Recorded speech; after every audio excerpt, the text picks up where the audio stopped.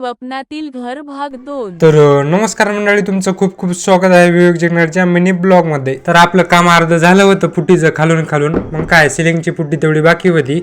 मग काय दुसऱ्या दिवशी भाऊ मारणारच होता, त्यामुळे टेन्शन नव्हतं. मग काय दुसरा दिवस उजळला आणि भाऊने केली पुट्टी सुरू. सिलिंगचं काम चालूच होतं. अगोदर म्हणले होते ते बल्ब काढा, पण बल्ब काढायचा काही योगच लागला नाही. काय बल्ब काढले नसल्यामुळे त्या बल्बाला थोडं चिकटलं होतं पुट्टीचं पावडर. भाऊजी ते पुट्टी मारत होता तो लेअर होता दुसरा, आणि वरचा बघायला गेला तर लेअर 1 होता, त्यामुळे थोडं मधलं दिसत होतं. Actually there is a huge difference between these 2 layers. जेव्हा पण दुसरा लेअर दिला ते खूपच अट्रॅक्टिव्ह दिसत होता, आणि पहिल्या लेअर मधली वाळू ते दिसत होती वरती. आमच्या गावामध्ये भगवद्गीता कार्यक्रम होता आणि त्या ठिकाणी उपस्थित होते तिरमुकांना आमचे. तुम्ही बघूच शकताय भाऊच्या इकडून दोन बॉडीगार्ड कसे उभे आहेत. भाऊ 10वीलाच आहे, तर भाऊचा कसला दबदबा आहे, आणि भाऊ मोठा झाल्यावर कायच करतो की. आमच्या गावामध्ये भगवद्गीता सांगण्यासाठी एक महाराज आले होते बाराड येथून.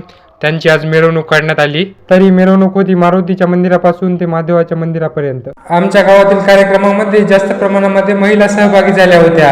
त्यांनी डोक्यावर कळस वगैरे घेऊन एका लाईन मध्ये चालत होत्या. मग काय आमच्या गावातील ग्रामपंचायतच्या समोर थोडं आलं की मस्त फटाके वगैरे वाजून स्वागत केलं महाराजांचा रथ निघाला महादेवाच्या मंदिराकडे. रथासमोर मस्त पैकी भजनी मंडळ आपलं भजन म्हणत जात होते, आणि महिला पावली खेळत होत्या. मस्त महिला पावली फुगडी वगैरे कार्यक्रम खेळत निघाल्या मंदिराकडे. आरवीला पण जायचं होतं मंदिराकडे भागवत ऐकण्यासाठी. मग आरवीनं आंघोळ वगैरे केली आणि रेडी झाली. बघू शकता तुम्ही आरवी या ड्रेसवरती खूपच सुंदर दिसत होती, आणि ड्रेस पण खूपच सुंदर होता, अप्रतिमच होता ऍक्च्युली.